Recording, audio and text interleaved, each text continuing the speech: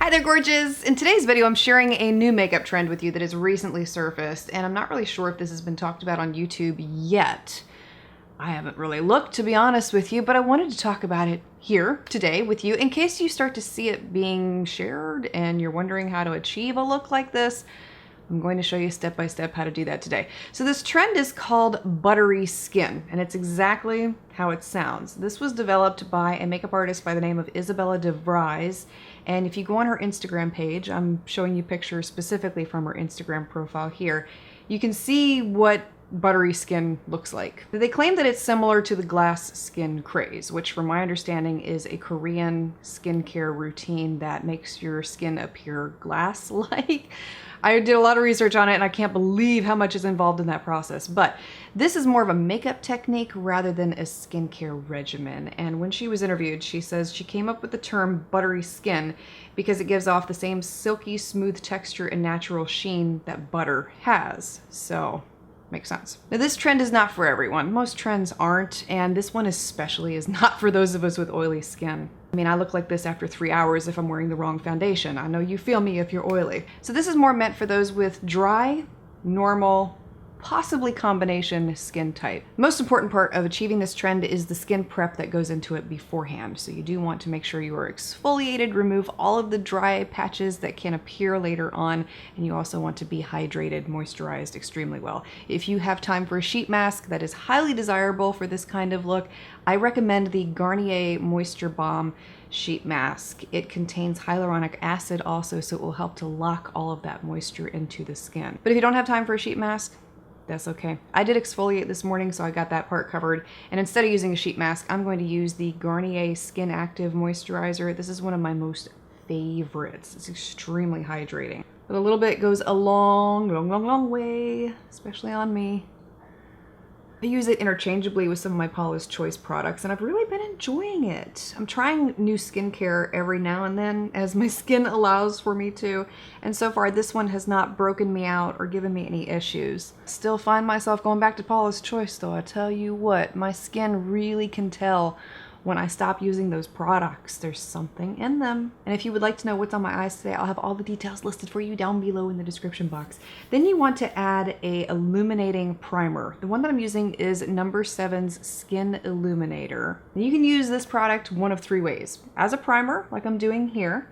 You can also mix it in with your foundation for a luminous all-over glow, or you can apply it to the high points of your face like a traditional highlighter in liquid form after you've applied your foundation. So it's one of those great versatile products, but you can already see what it's doing to my skin. It's very illuminating. A dewy finish foundation is a must to achieve this buttery skin look, which I had no idea really which one to get, which one was the best one, because I have oily skin. So I asked a lot of my friends on Instagram for some recommendations for dry skin, and a lot of you came back and said the L'Oreal True Match Lumi was your favorite. So that's the one that I picked up. The shade that I'm using here is Porcelain Light Ivory, and De Vries specifically says to use your fingers to apply the dewy foundation to give it a more natural look. So we're going to do that.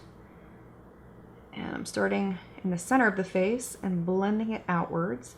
If you wanted to add even more dewy glow to your skin at this point, you could also go back with more of the Illuminating Primer and mix it in with the foundation. I'm not going to do that because I'm afraid my oily skin is going to compensate for me a lot in this tutorial I'm showing you here, but it is an option. I've noticed a lot of makeup artists go back to using their hands and fingers for applying products more so than brushes and tools lately. That seems to be what a lot of them are doing. And if you caught my concealer video where I had applied concealer with my fingers, that's been my go-to method ever since I discovered it, and it really does make a difference in how your concealer looks and how long it lasts. So it makes sense that the tools we've had with us all along are the way to go. I also went ahead and added a concealer. I used the ColourPop No Filter concealer to complete the look that you're seeing here. Now I did set my under eye area with the tiniest amount of powder, only because I I have to, or I'm going to look like a gross mess here in about 5 minutes. But I wanted to let you know that up front.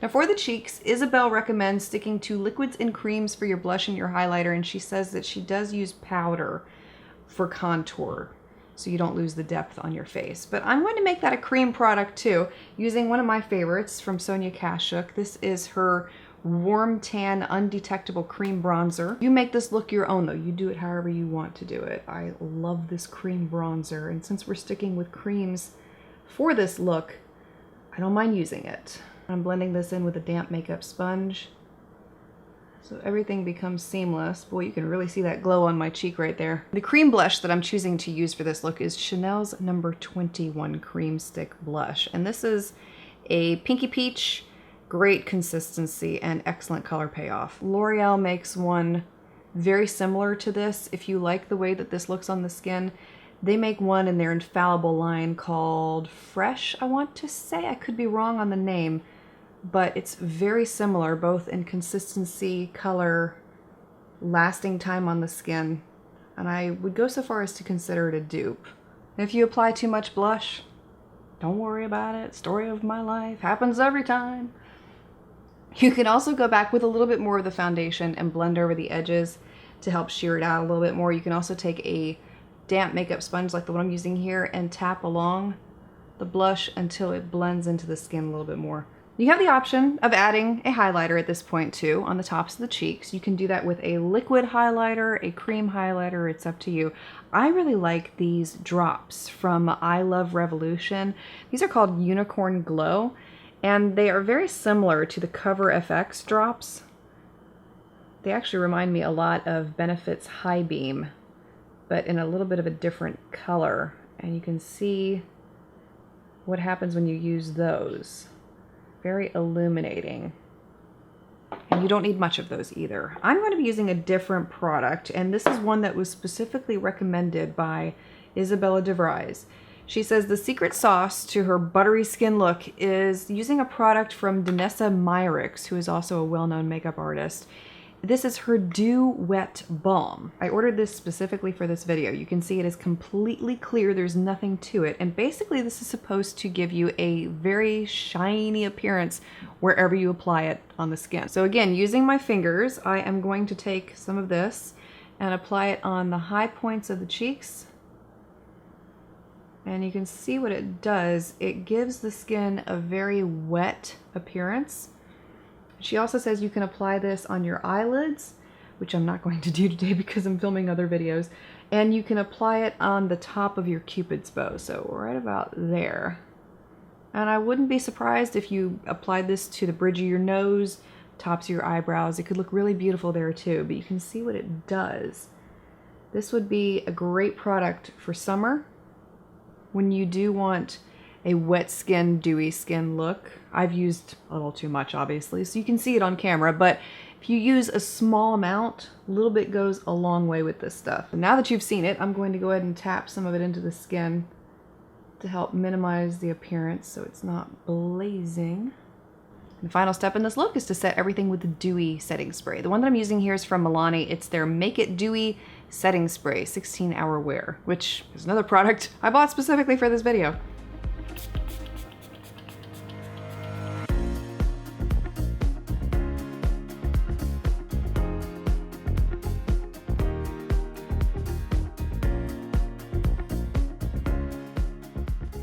And that's the buttery skin technique in a nutshell. Is it for everyone? No, most trends aren't. But I feel like on the right person, this could be exceptionally beautiful. And if you look at Isabelle's work, it's out of this world, insane, gorgeous, beautiful. If you're looking for someone to draw inspiration from, her Instagram profile is mesmerizing. And while I do like how it appears on my skin right now, like as I'm looking at it, I feel like my skin looks very healthy and glowy. I mean, it really does.